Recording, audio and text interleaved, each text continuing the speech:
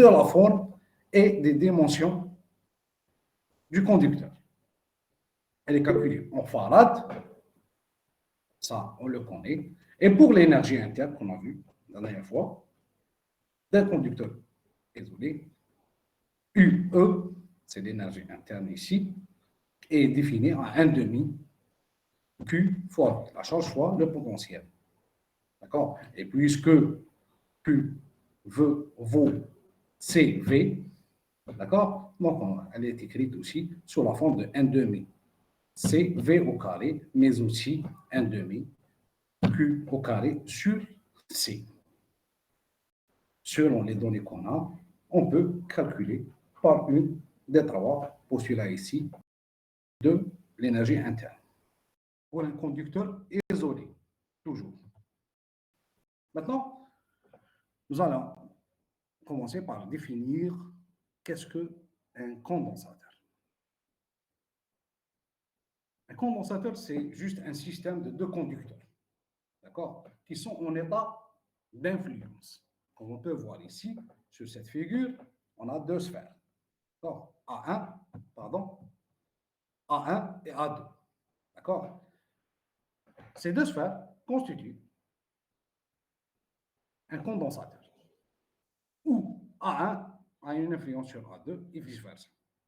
Donc, ces deux conducteurs, on les appelle les armatures du condensateur. La première sphère, c'est A1, c'est le premier conducteur. La deuxième sphère, c'est A2, c'est le deuxième conducteur. Donc, ces deux sont appelés les armatures du condensateur. D'accord? Et pour les condensateurs, il y a deux sortes. Il y a ceux à influence totale, d'accord? On peut dire stricte aussi, à influence totale. C'est que l'une de ces armatures, elle est entièrement entourée par la deuxième. Elle est entièrement entourée par la deuxième. Donc, elle est une dans l'autre, directement. Pour le deuxième type, c'est à armature rapprochée. Comme par exemple, pour les condensateurs plans, on peut voir ici, on a deux armatures qui sont planes, qui se rapprochent. Donc, ils constituent un condensateur plan, aussi cylindrique. Deux cylindres, l'un à l'intérieur de l'autre. D'accord? Ils sont rapprochés. Ils constituent aussi un condensateur à armature rapprochée. Donc, par exemple, pour ici, le cylindre, le cylindre intérieur n'est pas entièrement entouré par le cylindre extérieur. Donc, il ne s'agit pas d'un condensateur à influence totale. Donc, il s'agit d'un condensateur à armature rapprochée. Donc, l'influence totale, c'est quoi? Deux conducteurs sont en influence totale si toutes les lignes du champ d'INA, donc les lignes du champ qui sont issues du premier, donc du conducteur qui est à l'intérieur, d'accord, aboutissent au deuxième conducteur. Donc, si on a des lignes qui sortent de A1, ils aboutissent à A2. Ce qui veut dire que A1 a une influence totale sur A2. Et on aura QA1 est égal à moins QA2. Ça, c'est normal. C'est le sens du champ. Et pour que cette influence totale soit correcte, la distance entre les deux conducteurs soit très, très, très faible devant les dimensions du conducteur lui-même. Donc, par exemple, si on prend la hauteur de le cylindre, elle est très grande par rapport à l'épaisseur hadi entre les deux cylindres, le vide entre les deux cylindres, qu'on va appeler le vide hadi entre les deux cylindres, l'épaisseur hadia, qu'on va appeler E. Hadi E, elle est très petite devant la longueur ou la hauteur du cylindre. Yeah. Oui, je l'ai. L'influence totale تكون غير في لاسفير ولا même في هذوك تكون في لاسفير تكون انفلونس توتال ستريكت، لتحتها تقدر تكون اون انفلونس توتال. اون فا فوار. حب يقول بلي كونت اون كاع لي شون يجوزوا منا، حب يقول بلي باغ اكزومبل انا سي جو برون لاكس y x y est nul, donc on n'a que sur la surface externe, comme on a pu voir pour le théorème de Gauss, par exemple. Donc là, on a une influence totale parce que le champ créé par le conducteur interne, d'accord, il aboutit à le champ au conducteur externe. Une remarque à prendre en considération. Un condensateur, il est caractérisé par une charge portée par chaque armature et non par la totalité.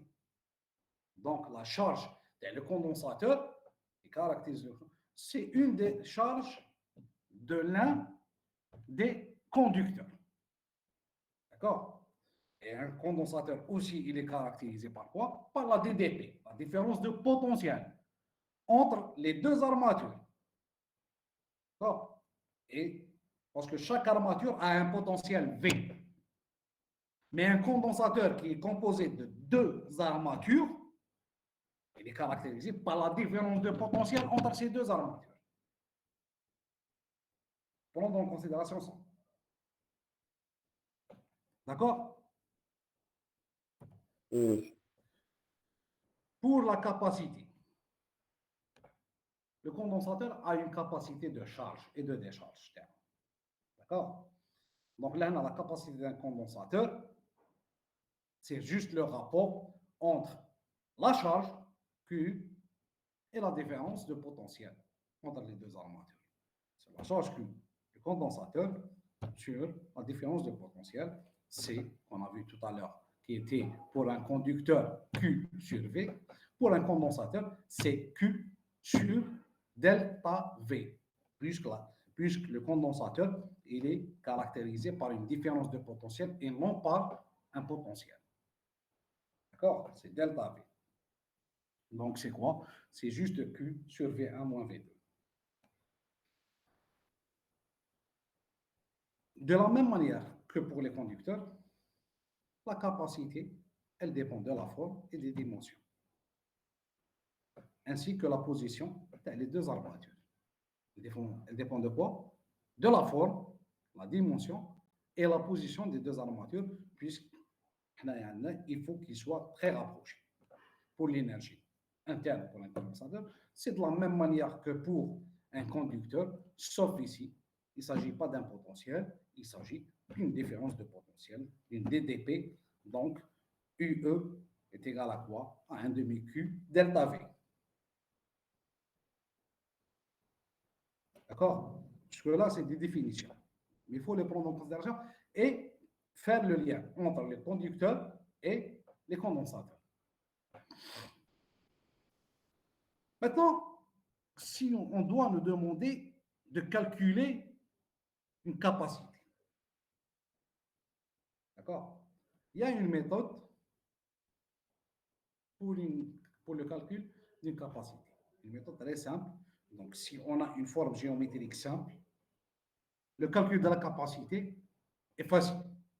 Si elle est complexe, la géométrie, là, on introduit d'autres choses. Mais pour l'instant, commençons par la forme géométrique simple. Pour cela, on suit les 4 étapes. La première, c'est de trouver la répartition de charges sur les armatures, bien sûr, à l'équilibre. OK? La deuxième, c'est de déterminer le champ dans l'espace situé entre les deux armatures. Par quoi? Par l'application du théorème de Gauss, le double intégral, sur une surface fermée de EDS qui est égale à QI sur Y0. D'accord? Et à partir de là, on aura, à partir du champ calculé, on calculera la DDP, la différence de potentiel, entre les armatures, d'accord? bien sûr, la formule, elle est aussi simple, c'est delta V est égal à quoi? À l'intégrale de EDL. C'est aussi simple que ça. OK? Maintenant, on a le champ. On a la DDP. On va calculer directement la capacité. On aura besoin de quoi? De la charge qu'on a déterminée à la première étape et de delta V qu'on a déterminé à la troisième étape. D'accord? Et la deuxième étape nous a permis de déterminer juste la DDP qu'on aura besoin, dont on aura besoin pour le calcul de la capacité. Et on applique directement la formule C, c'est la charge sur la différence de potentiel. On peut prendre ici le cas simple d'une capacité d'un condensateur plan, mais ça, je vous le laisse. On va voir pour la capacité d'un condensateur cylindrique. OK? Ici, on a un condensateur cylindrique. Il est formé par deux cylindres, d'accord? L'un dans l'autre. Le cylindre intérieur, c'est un cylindre plein, d'accord? Qui est contenu dans un deuxième cylindre, qui est l'extérieur, qui est un cylindre creux, d'accord? Le rayon du cylindre interne, cylindre plein interne, c'est R1, et celui du cylindre externe, creux, c'est R2. OK? Et on a V1 et V2, c'est le potentiel du cylindre interne, respectivement, du cylindre interne et du cylindre externe. D'accord? Pour une influence totale, qu'est-ce qu'on doit avoir? On doit avoir le E, donc l'épaisseur entre le cylindre interne et externe doit être très petit devant la hauteur du cylindre. E, le vide entre les deux cylindres, doit être inférieur, très petit, très très petit devant H. Et E, c'est R2 moins R1. Donc, doit être ça pour une influence totale. Là, on n'a pas une influence totale stricte. Parce que le cylindre externe ne contient pas tout le cylindre interne. OK? Et en appliquant le théorème de Gauss, on aura directement, on va démontrer que le champ électrique entre ces deux cylindres, donc un point M situé entre les deux cylindres, qui aura un rayon R où R petit r est cerné entre R1 et R2, donc on aura directement E qui est égal à Q sur 2pH R. Ça, on en a vu déjà. Maintenant, on a le champ. On a la charge. On va calculer le potentiel. La DDP, différence de potentiel. U est égal à quoi? La U, c'est la différence de potentiel, c'est la DDP. D'accord? UE, c'est l'énergie interne. Il ne faut pas mélanger les deux. U est égal à V1 en R1, bien sûr, donc de l'armature externe, interne plutôt, moins V de l'armature externe. Donc, les deux potentiels, c'est la différence des deux potentiels qui est égale, on a vu tout à l'heure, à moins l'intégrale de EDL. OK? Et si on remplace le E qu'on a vu, Q sur 2pi epsilon H 1 sur R, l'intégrale entre, on intègre sur DL, entre R1 et R2. Donc, c'est entre les deux armatures. De 1 sur R, dr. La variable, c'est R ici. OK? 1 sur R, dr, c'est log R. Si on remplace par R2 et R1, on aura directement R2 moins R1, log R2 moins log R1. Donc, c'est log R2 sur R1. Et on aura 7 fois. Et maintenant, on peut calculer, à partir de là, on peut calculer directement la capacité du condensateur. C'est Q sur U, c'est la différence de potentiel. On a la charge et on a quoi? Le E. Et à partir de là, on calcule directement. Les Q s'annulent, les charges s'annulent, une part avec l'autre. Donc, on aura directement le 2pi epsilon 0 H sur log R2 sur R. Donc, on a quoi ici? On a juste appliqué les étapes de la démarche adéquate pour le calcul d'une capacité. C'est de trouver la partition des charges. Les charges on détermine le champ par un théorème de Gauss. D'accord? On calcule la différence de potentiel, la DDP, entre les deux armatures. À partir de là, on va calculer directement notre capacité. Est-ce que c'est compris?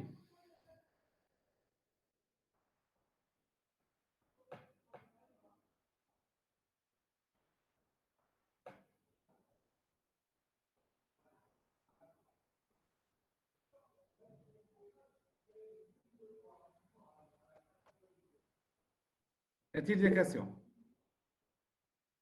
C'est compris? Très bien. Maintenant, on va passer au groupement de condensateurs. L'association de condensateurs. On a deux genres d'association de condensateurs, soit en parallèle, soit en série. OK? En parallèle. Alors, le système de condensateurs en parallèle. D'accord? Donc, où chaque armature de chaque condensateur est reliée directement au nœud, le point B ou le point A. C'est un nœud. C'est un nœud où on dispatche le réseau TNA. Donc, chaque armature de chaque condensateur est reliée soit au point A, soit au point B. Donc, ils n'ont pas d'autres relais quand ils sont en parallèle. Donc, si on met ici 5, 10, 20 en parallèle, tous ces condensateurs seront, leur armature sera reliée au point de départ et au point final, entre A et B. Ça, c'est sûr. OK? Et la DDP, ici, de chaque condensateur, c'est VA moins VB. Et c'est la même. La DDP, la DDP, la DDP, elle est la même. OK? Mais il y a trois surfaces ou là, une surface. كاش 3 سيرفاس كاين 3 لهنا كاين 3 كوندونساتور هذا الاولاني Trois هذا condensations. الدوزيام هذا التروازيام سي دي كوندونساتور هذوما لو كوندونساتور لو سين لهنا راه هكذا نديره ولهنا كوم سي اون ريبريزونت لي دو ارماتور تاع الكوندونساتور داكوغ احنا نحسبوا الديفيرونس تاع. لا دي دي بي ديفيرونس دو بوتونسيال هاكا. بور لو بريمي كوندونساتور نحسبوها هنا ولا نحسبوها هنا راح تشوف لا سوري هنا ولا هنا اونتر حب يقول اونتر هاد لو بوين ولا هاد لو بوين ولا اونتر هاد لو بوين وهاد لو بوين اللي لا ميم سي ان نو سي دي نو داكور كي راكورد كاع لي كوندونساتور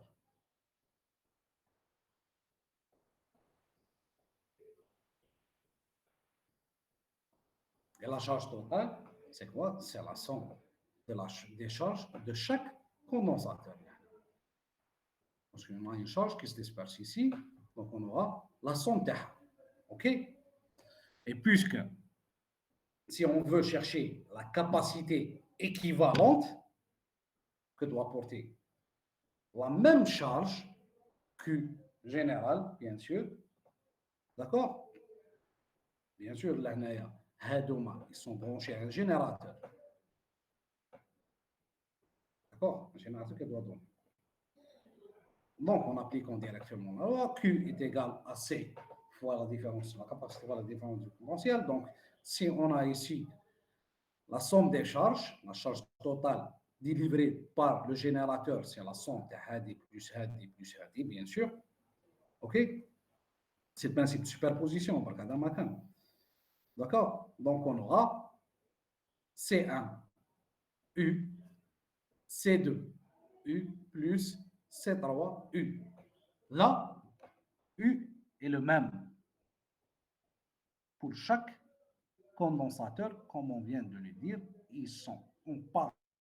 Donc, la DDP, si je la calcule aux bornes du condensateur ou au point A et B, elle est la même. Parce que les deux bornes relient le premier condensateur, il relie aussi le deuxième condensateur, il relie aussi le troisième condensateur. Donc, si je calcule la DDP entre A et B ou là, aux bornes de ce condensateur, on aura la même chose. Donc ici, c'est quoi? Puisque la DDP est la même, donc on aura C1 plus C2 plus C3 fois 1. La conclusion ici, donc pour assembler des condensateurs en parallèle et pour avoir la capacité équivalente à ce système de condensateurs qui sont assemblés en parallèle, la capacité équivalente, c'est la somme des capacités de chaque condensateur. On aura ici C équivalent est égal à C1 plus C2 plus C3, puisque si on aura un C équivalent, on aura la charge, elle est la même Q totale, puisqu'elle est délivrée, la charge totale, elle est délivrée par le générateur.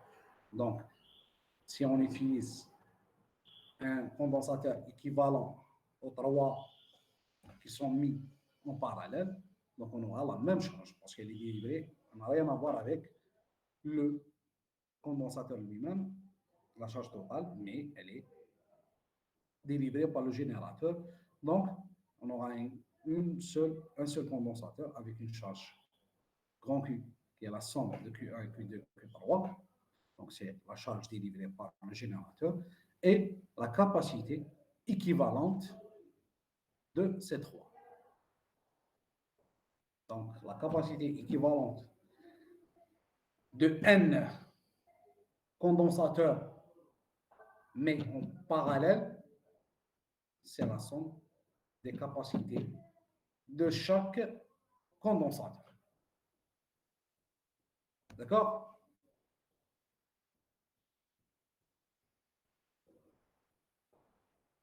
Là, normalement, c'est simple. Vous avez vu ça déjà pour les résistances. Maintenant, si on doit avoir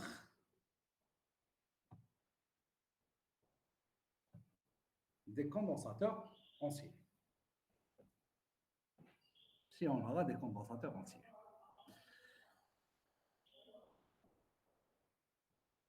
Le générateur, on a deux condensateurs en série. On a un générateur E. Il nous fournit une DDP, différence de potentiel. D'accord? Qu'est-ce qu'il fait ce générateur? Il transfère une quantité d'électrons, correspond à la charge moins Q, bien sûr, de l'armature 1 à l'armature 2 du condensateur. Là où j'ai dit, le générateur. Il s'agit comme si d'une pompe. Il pompe les électrons qui ont une charge moins Q de l'armature 1 à l'armature 2. OK? Et ces charges qui sont portées par les deux armatures seront moins Q plus Q, comme on l'a vu pour les condensateurs. D'accord? Qu'est-ce qu'on doit remarquer par rapport à ces deux armatures? L'hnaya, entre A1 et A3. Si je dis que Hada plus Q ou Hada moins Q, il doit porter des charges de moins Q à plus Q. D'accord? Pour A2, ils sont reliés par un fil. Entre A2 plutôt et A3. Ils sont reliés par un fil. D'accord? Le fil, il constitue quoi? Il constitue un conducteur aussi. Et ce conducteur, au point initial, il est neutre. Et quoi? Il conservera constamment la charge totale entre A2 et A3 nul. Entre A2 et A3 nul. Parce que علاش واش يدخل منه يخرج مليح.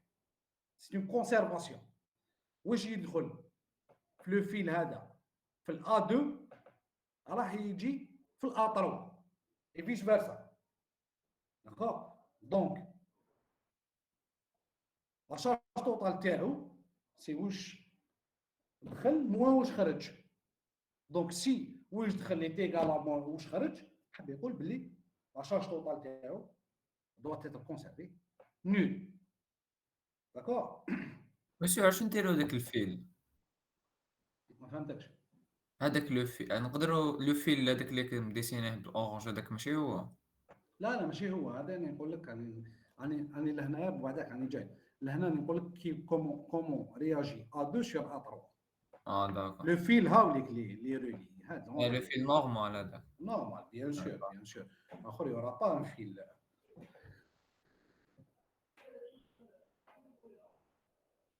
Ok. Et pour cette raison, d'une charge totale nulle par rapport au fil, on dit que A2 porte une charge moins Q à l'âge en raison de l'influence totale de A1 sur A2. On a une influence totale entre les deux. Entre A1 et A2.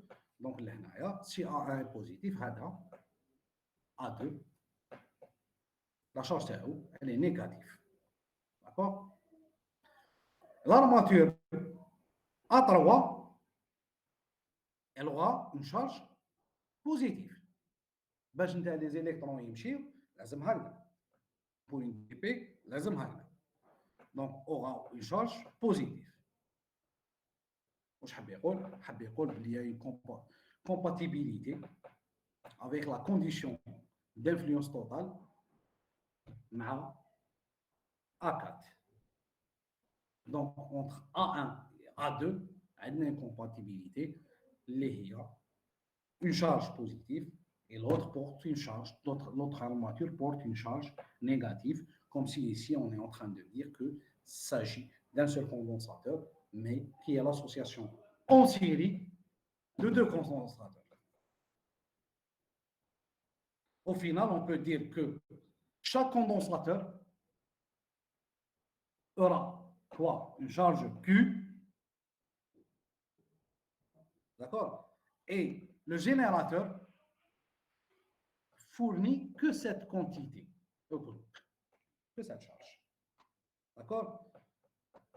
Q, c'est aussi la charge de l'ensemble. On a la DDP, هي اللي تعطي la charge les condensateurs. Le générateur est si le premier condensateur a une charge Q et le deuxième condensateur a une charge Q, la même charge, c'est la charge livrée par le générateur. D'accord? Au final, là, on peut dire, par toutes ces hypothèses, on peut dire que les condensateurs, quand ils sont associés en série, ils auront tous la même charge Q. D'accord? Monsieur, la C'est la plupart même charge aussi pour le condensateur équivalent, puisque s'agissant, d'accord, d'un point de départ qui est le générateur qui fournit cette charge. monsieur يكون لا كاباسيتي تاع واحد يكون صغير على تاع الآخر كيفاش؟ La capacité تاع واحد تكون صغيرة على الآخر.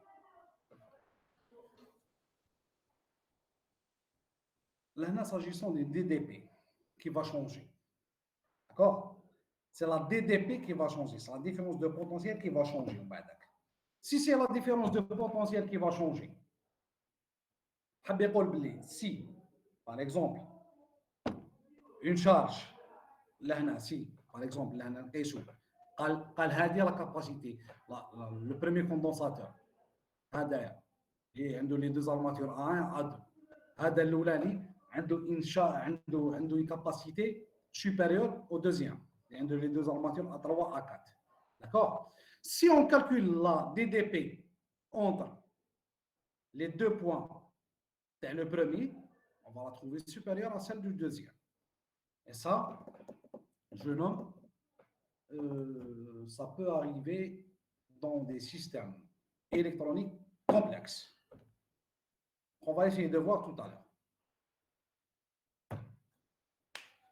Donc, chaque élément portera une charge Q et la tension totale au bord de la chaîne du condensateur va s'écrire directement. C'est U entre tous les condensateurs.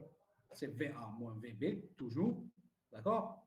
Et on peut l'écrire là, les points jaunes, donc on peut l'écrire, VA moins VB, c'est quoi? C'est VA moins VM, c'est le premier condensateur, plus VM moins VN, c'est le deuxième condensateur, la DDP du deuxième condensateur, plus VN moins VB, la DDP du troisième condensateur, où là, on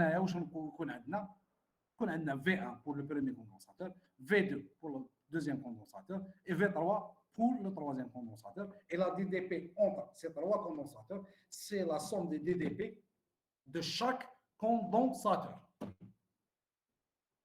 OK?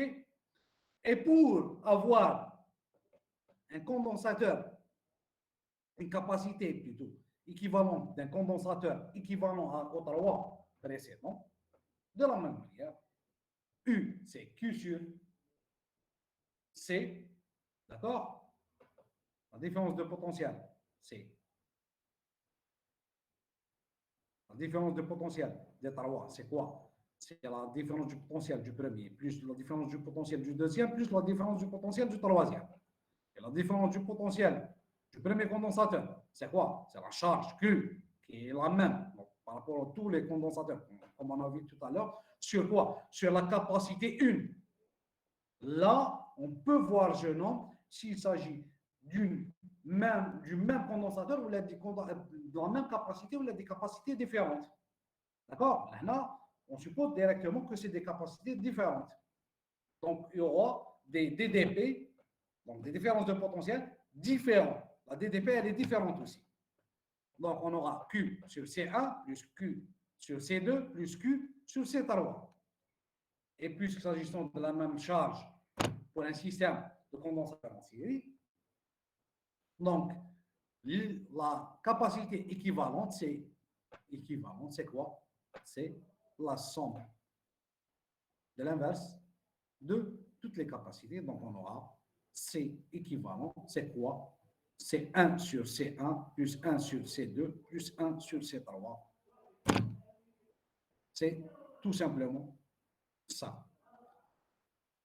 Donc, si on a un assemblage de condensateurs en série, donc la capacité équivalente de ces condensateurs, c'est la somme de l'inverse de ces capacités, tout simplement.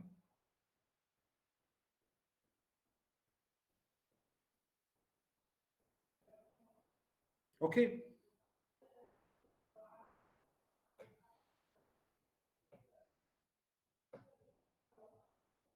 C'est bon pour tout le monde ici?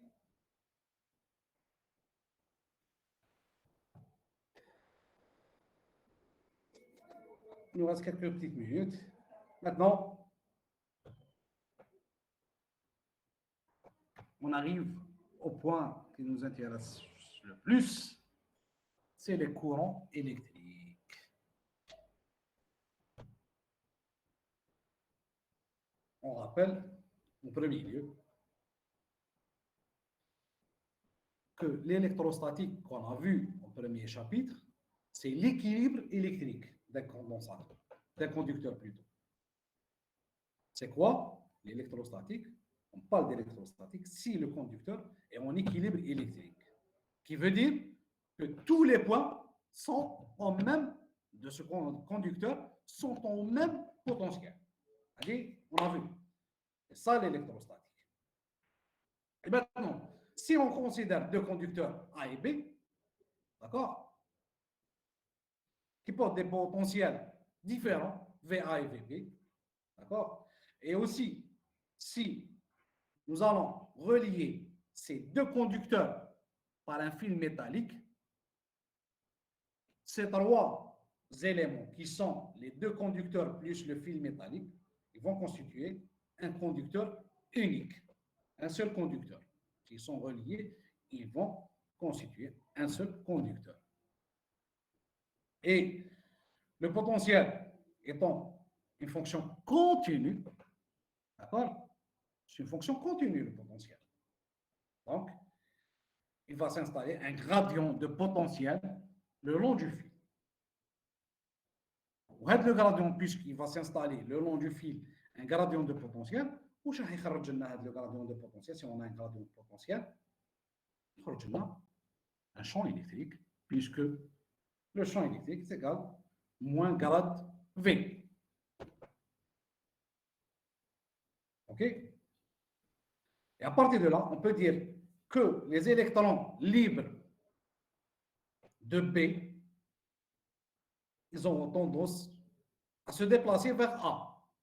D'accord? Sur l'action d'une force de Coulomb. La charge fois le champ. D'accord?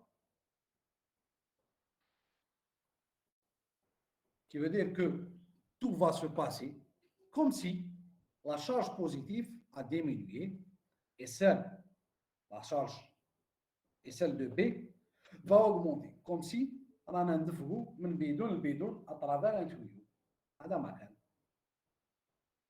Et pour tout ça, on dit que le déplacement d'électrons va se poursuivre entre les deux conducteurs A et B jusqu'à l'installation d'un équilibre, un état d'équilibre, ou qui connaît un état d'équilibre, on a la DDP nulle. Donc, le potentiel au point A est égal au potentiel au point B. À la macan. C'est ça. Monsieur, de manière potentielle, que bel potentiel ça. صغير, bien sûr, comme d'habitude. Entre Les, l'état, les électrons contraires. bien sûr, c'est sûr. Toujours une déroge. Entre l'état, parce qu'à l'âge, on a toujours des générateurs, où je vois c'est la partie générateur on peut le voir là, c'est la partie c'est la partie positive, c'est la partie négative. Donc, comme si on disait que là, c'est des électrons qui vont partir dans le circuit. Mais en contrepartie, on dit que c'est des électrons positifs. D'accord? Là, on dans le sens inverse du déplacement des électrons. Donc, on peut dire entre l'état initial des condensateurs, le système de conducteurs, le système de conducteurs, et l'état final, la charge totale, toujours, elle est la même, elle est conservée. Puisque elle est chargée, ou elle n'est pas chargée, je les relis. On va qu'il y aura un échange بيناتهم حتى يوصلوا l'état d'équilibre. D'accord? Donc, initialement, هذا عنده Q وهذا عنده 0. ومن بعد هذا عنده QA وهذا عنده QB. Donc, la charge, elle est conservée. Puisque le système, il est isolé. Le système qui est constitué des deux conducteurs et du fil qui les relie, il est isolé. C'est un système isolé. Donc, il y a une conservation. E représente quoi ici, monsieur? La valeur absolue de E. هذا jeune homme, Non, la force. c'est la charge. Disons que c'est des électrons, c'est la charge. هذا ما كان, c'est la charge. Disons là, c'est la charge. هذا ما كان. D'accord? Donc au final, on peut dire que ce qui est arrivé pour ce système, c'est comme s'il y avait un déplacement de charge positive du potentiel le plus élevé vers le potentiel le plus bas.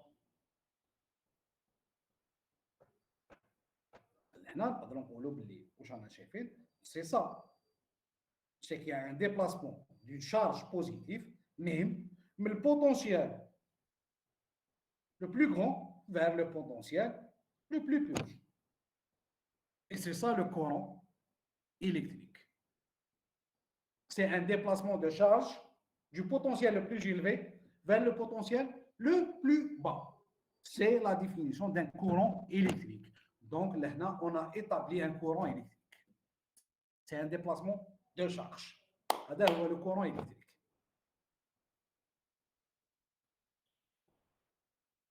D'accord, les jeunes?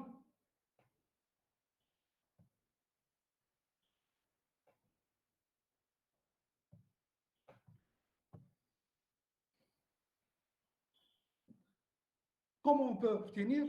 Maintenant, on va voir comment on peut obtenir un courant permanent. Pour le produire, le courant permanent, dans un fil, il faut quoi? Au premier lieu, il faut maintenir la différence de potentiel permanente entre les extrémités d'un fil. Toujours. Il faut maintenir la différence de potentiel permanente. Et pour cela, on utilise quoi? Un générateur de tension.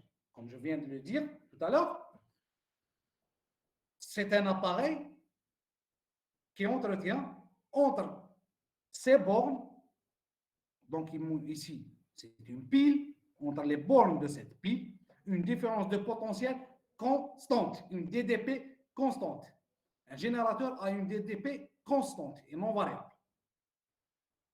OK? Si on le branche entre les conducteurs A et B, il va permettre quoi?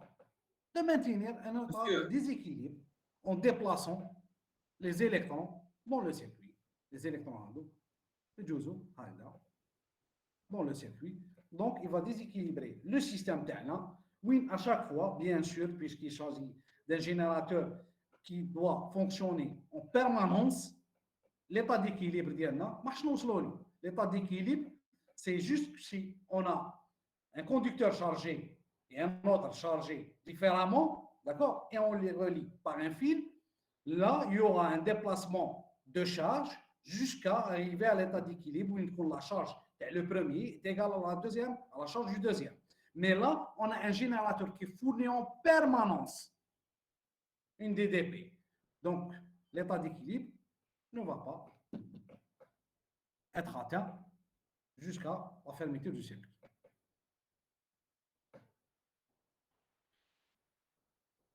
Les générateurs les plus employés, comme on peut le voir, c'est les piles, c'est les accumulateurs, qui est mal powerbank TACOM, les dynamos, qu'on peut voir, qui sont mises sur les roues du vélo pour la production d'électricité de la lampe des vélos, par exemple. Les alternateurs, c'est des grosses machines. Bon, il y a des alternateurs qui sont petites. Les groupes électrogènes, par exemple. Les groupes électrogènes. Je pense que vous avez vu des groupes électrogènes. Il y a des petits. Les alternateurs, c'est quoi? C'est juste, on a un cylindre plein interne qui est le rotor et un cylindre creux externe qui est le stator. Donc, le stator et le rotor sont constitués de bobinage, d'accord? Et on fait quoi? On fait tourner le rotor, d'accord? Et le champ entre les deux va être déséquilibré pour la production de l'électricité, comme utilisé dans les centrales électriques, comme la centrale de Hamma utilise des alternateurs, des turbo-alternateurs Kbar, d'accord? Qui sont quoi? Qui sont entraînés par des turbines. Ces turbines sont elles-mêmes entraînées par une combustion de gaz, d'accord? Et ils produisent de l'électricité. Mais aussi les cellules photovoltaïques, les éoliennes, etc. Donc, tout ça, c'est des générateurs. Quelque chose qui donne une DDP, on l'appelle un générateur. D'accord? Les générateurs ne créent pas de charge, d'accord? Il les faut circuler parce que tout matériau est chargé naturellement. Donc, si je mets un générateur, qu'est-ce que je vais faire? Je vais faire juste circuler. Le générateur, il agit comme une pompe. Et il maintient bien sûr la différence de potentiel entre les bornes constantes.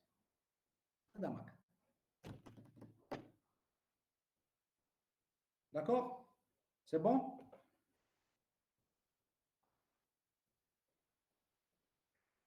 Bon, j'aurais bien aimé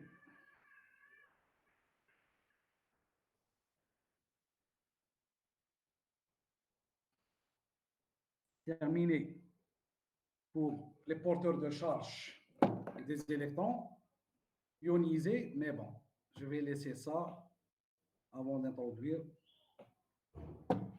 ça. Je vais m'arrêter ici pour ne pas prendre beaucoup du temps de t'aider de Madame Hadda.